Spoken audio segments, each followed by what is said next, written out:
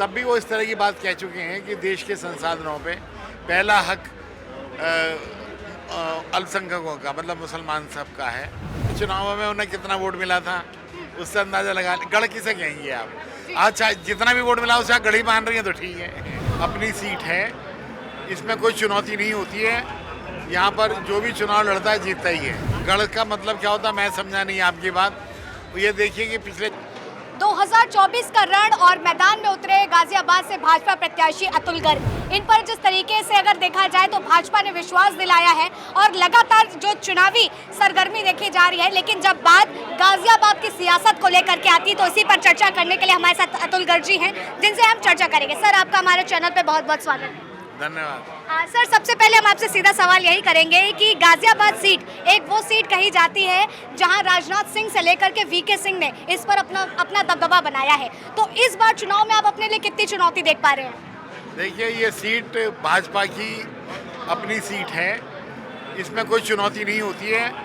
यहाँ पर जो भी चुनाव लड़ता है जीतता ही है, तो चुनौती वाली कोई बात नहीं। देखिए, बीजेपी का गढ़ कही जाने वाली ये सीट एक तरफ डॉली जी इंडिया गठबंधन की तरफ से हैं और दूसरी तरफ पुंडीर बसपा से खड़े हैं, तो उनके सामने आप अपनी चुनौती कैसे देख रहे हैं, क्योंकि गाजियाबाद को डॉली का गढ़ भी कहा जाता है? गढ़ का मतलब क्या होता है मैं समझा नहीं आपकी बात।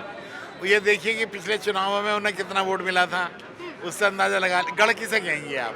अच्छा, जितना भी वोट मिला उसे आप गढ़ी मान रही है तो ठीक है, लेकिन कहा जाता है कि उनके ज्यादा प्रशंसक इस क्षेत्र में रहते हैं, जिस वजह से उनको ये गढ़ कहा जाता है। अब जिसने भी कहा हो भी आप से पूछ लीजिए, मैं क्या बताऊं जी। ठीक है, अगर देखा जाए तो एक तरफ विपक्ष लगातार ये बात कह रहा है कि हमें लोकतंत्र को बचाना है, तो दूसरी तरफ आपकी बात 400 पार और मोदी गारंटी है, तो इस सारी चीज़ों को लेकर के किस तरीके का तालमेल आप देख पा रहे हैं जब बात गाजियाबाद की सीट को हो? तो क्या लग रहा है कि केंद्र के लिए गाजियाबाद की सीट कितना आगे रहेगी और यहाँ की जनता आपके साथ कितना साथ देगी? देखिए, यहाँ की जनता भाजपा के साथ है, यहाँ की जनता मोदी के साथ है।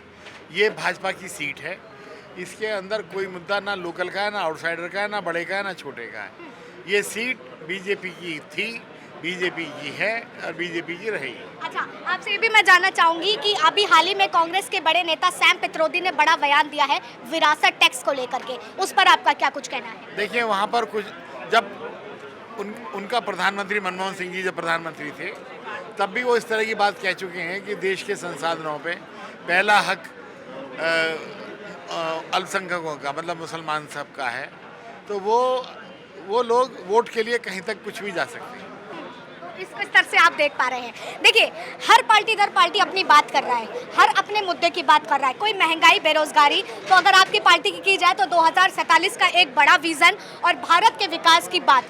विश्व पटल पर देखा जाए तो जिस तरीके से धाक जमाता भारत दिख रहा है, इन तमाम मुद्दों में अगर बात की जाए तो आप गाजियाबाद को और सुधार के लिए और विकास के लिए क्या कुछ अहम मुद्दे आपके पास रहने वाले हैं कि जनता आप पर विश्वास करे? मोदी जी के मन में पूरे भारत को 2047 तक विकसित भारत बनाना है, तो गाजियाबाद उसका एक भाग है। केवल गाजियाबाद को देख करके सरकार नहीं चल रही है, लेकिन गाजियाबाद के अंदर जिस तरीके से 16 लेन की सड़कें बनी है, इंटरनेशनल यहाँ पर इस समय रेलवे स्टेशन बना है, हवाई अड्डे का उद्घाटन हो चुका है, यहाँ पर यूनानी हॉस्पिटल खुल चुका है, यहाँ पर कोई सा काम ऐसा नहीं है कि जो अच्छा ना हो रहा हो, तो गाजियाबाद को भी इस पूरे भारत के अंदर विकास का हिस्सा मिलेगा। अच्छा, देखिए, ठाकुरों की नाराजगी की काफी बात होती है, लेकिन जब हम गाजियाबाद की बात करते हैं तो मुस्लिम और दलित बहुमूल्य इलाका माना जाता है और वीके सिंह को इस बार टिकट ना मिलना भी ठाकुर समाज में आक्रोश है, तमाम ऐसी बातें आ रही हैं, तो क्या ये मुश्किलें पैदा कर सकता है इन चुनाव में आपके लिए? बेटा, सॉरी बहन जी, आपको ये नहीं पता कि इस पार्टी को जो अपने खून पसीने से सींचा है जनसंघ के समय में, तो उसमें सबसे ज़्यादा अग्रणी ठाकुर समाज ही रहा है, ठीक है। और ठाकुर समाज ने बड़ी कुर्बानी दी है इस पार्टी के लिए, इस विचारधारा के लिए कि, और जो नाराज़गी की बात आपने कही है, 26 अप्रैल को देख लीजिएगा, ये देशभक्त समाज है, देश के लिए, मोदी के लिए सब बीजेपी को वोट करेंगे। ठीक है, तो अतुल गर्ग जी हमारे साथ मौजूद थे जो साफ तौर पर ये बताते दिख रहे हैं कि किसका परचम लहराने वाला है और क्या कुछ वो चुनौतियां उनके सामने हैं और किन चुनौतियों का बेड़ा पार करके इस बार सत्ता में वो आने वाले, खास करके जब गाजियाबाद सीट की बात है तो वो ही यहाँ पर आने वाले। फिलहाल तब तक के लिए आप बने रहे लीडिंग भारत पर। कैमरा पर्सन अनिकेत के साथ आस्था तिवारी।